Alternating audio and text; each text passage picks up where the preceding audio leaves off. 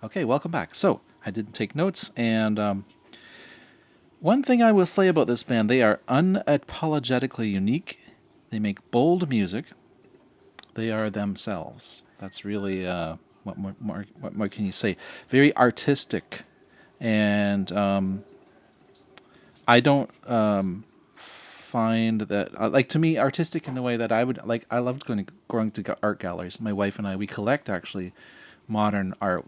We don't put up anything on our walls except for original art that we buy from local artists for wherever we happen to live. I mean, we've moved around, so they're from different localities.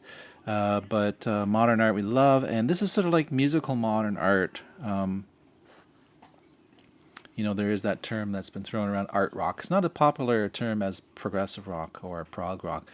Art rock, sort of, yeah, I don't hear it as much. But I think that you could almost call this modern art rock. So the introduction was very interesting. It reminded me a little bit of Pink Floyd, The Dark Side of the Moon, with a song that starts off with all these tick-tock clocks in a clock shop, and then all of a sudden they all start clicking and clanging, and the difference about this was, though, that the distortion, this digital distortion, as you know, I don't know, well, you may not know, digital distortion is unlike analog distortion. When you get analog distortion, it's not as harsh. In fact, analog distortion can be quite warm and nice sounding. Digital distortion is very harsh, and there was a lot going on there with that clock sounds or the bell sounds.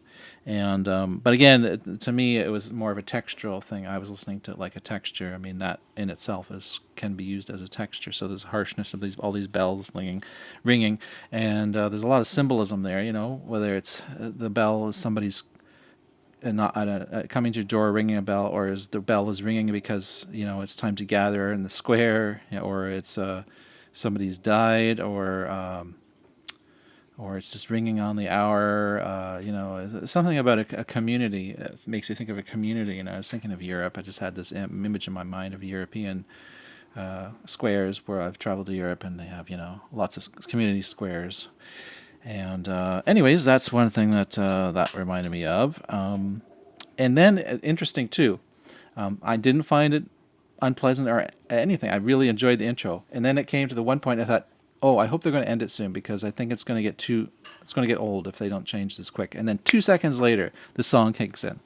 Interesting. I think that they had a sense that it had played out. It had done its purpose at that section of the song. So then it goes into the rest of the music, which was really cool. The singer, great singing.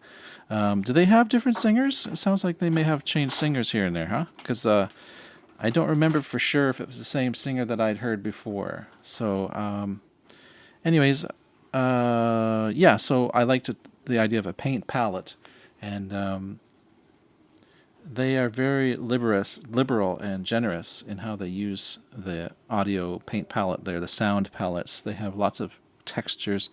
I really like that a lot.